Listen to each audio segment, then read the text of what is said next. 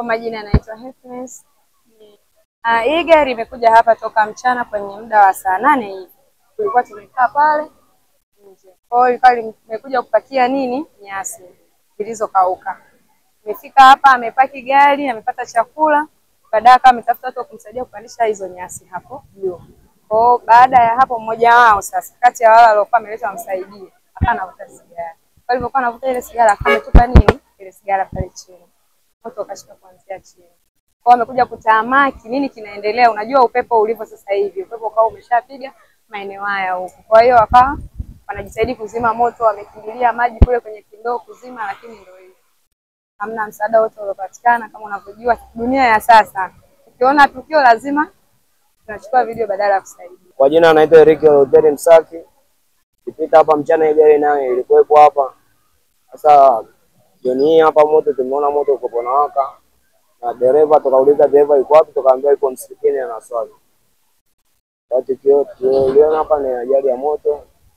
Majani yalikuwa hapo kwenye gari na moto ukawa.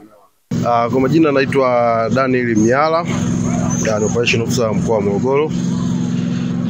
Kwa siku ya leo tarehe 6 mwezi wa 11 2025 tulipata call ya moto majira ya saa 9:56 kupitia namba yetu ya dharura 114, ambapo tulipata taarifa kwamba kuna gari trailer ambayo ilikuwa ni kichanja ambayo imebeba na trailer nyingine juu ambayo ipo mtaa wa Chambo inateketea kwa moto. Kwa hiyo jeshi la zimamoto na uokoaji pamoja na wapiganaji tunaweza kufika eneo la tukio, ambapo tulikuta moto huo unaendelea kuwaka, ambapo pamoja na wapiganaji na raia ambao walikuwepo hapo tukishirikiana na jeshi la zimamoto na uokoaji tuweza kudhibiti moto huo na kupambana na moto huo.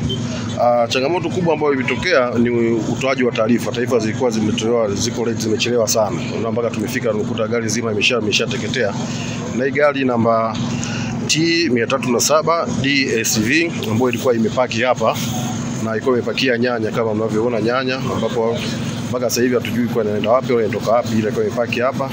Na kama unavyoona nyanya pamoja na hizo tenga ambazo zilikuwa zimepakiwa zimeweza kuungua zote. Mpaka sasa hivi kuhusiana na chanzo cha moto huu, kwa taarifa za awali bado uchunguzi unaendelea ili kuweza kujua kwamba huu moto umesababishwa na nini. Na madhara ni kuungua, kuteketea kwa gari zima kama unavyoliona pamoja na trailer yake ambayo ilikuwa imebebwa. Kwa hiyo kwa madhara kwa binadamu hakuna madhara binadamu, na uchunguzi zaidi unaendelea kujua kwamba moto umesababishwa na kitu gani. Mpaka muda huu dereva bado hatujui yuko wapi. Tunaendelea kumtafuta ili kwa ushirikiano kujua taarifa zaidi nini. Kwa uchunguzi bado unaendelea kujua chanzo ni nini, na dereva bado hatujampata.